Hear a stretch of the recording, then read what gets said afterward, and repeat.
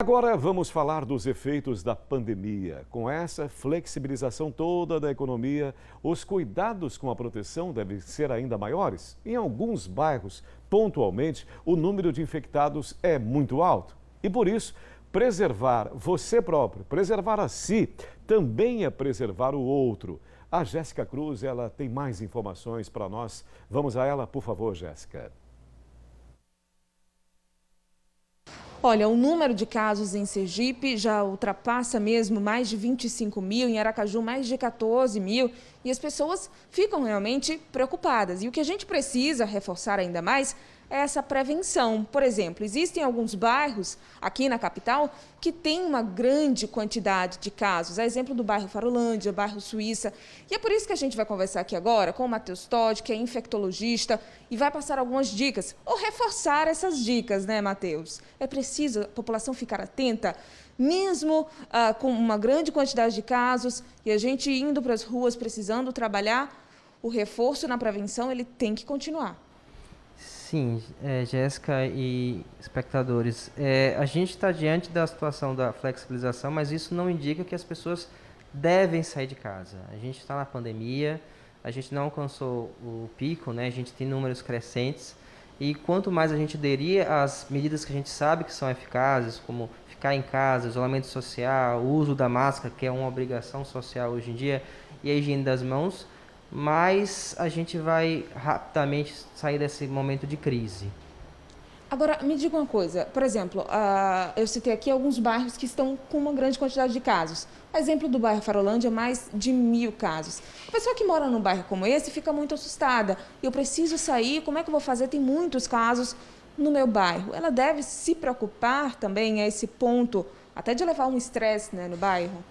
Alguns bairros são notórios que tem mais casos. Jabutiana, Suíça, como você falou, Jéssica, a Farolândia, esses bairros são mais populosos. Então, se é mais populoso, tem mais gente. Se tem mais gente, maior possibilidade das pessoas se contaminarem. Então, nesses locais, principalmente, fica mais necessário eu evitar saídas desnecessárias de casa. Claro que há uma necessidade de uma farmácia, um supermercado, a pessoa vai preferencialmente em momentos não de pico. Esses próprios estabelecimentos estão estabelecendo rotinas de entrada, não podem entrar tantas pessoas, então tem que esperar, então tem que se aguardar, tem que respeitar essas filas.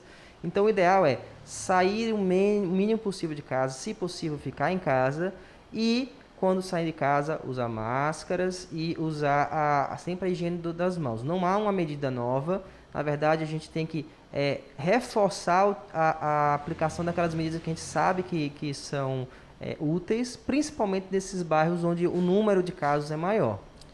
O senhor falou sobre as compras, o pessoal vai no supermercado, vai na farmácia, esses produtos que estão sendo comprados precisam ser constantemente higienizados ainda, né? Sim, sim. A gente sabe que o vírus não fica no ar, ele fica muito pouco tempo no ar, basicamente a contaminação se dá pelas mãos e pelas superfícies de produtos. Então, se eu considerar que no supermercado aquele produto passou por várias mãos, então existe a possibilidade daquele material estar contaminado. É sabido que o vírus passa vários dias nas superfícies plásticas, até 7, 8, 9 dias. Então, o ideal é chegar em casa, colocar num local reservado, utilizar um sanitizante, um álcool 70% borrifar, ou mesmo uma solução com cloro, sabe? Cada 1 litro a gente usa pelo menos 1 colher de sopa de cloro, Quiboa, a famosa Quiboa, e sempre que possível descartar as embalagens, porque se eu não descartar eu posso estar contaminando a mim, a outros produtos e consequentemente contaminando as pessoas. Quem já passou pela Covid-19 geralmente acaba tendo uma preocupação a menos, mas não deve ser assim, né? Até porque a gente não tem nenhuma garantia. É uma situação nova, Jéssica, então a gente vê que muitas informações vão mudando.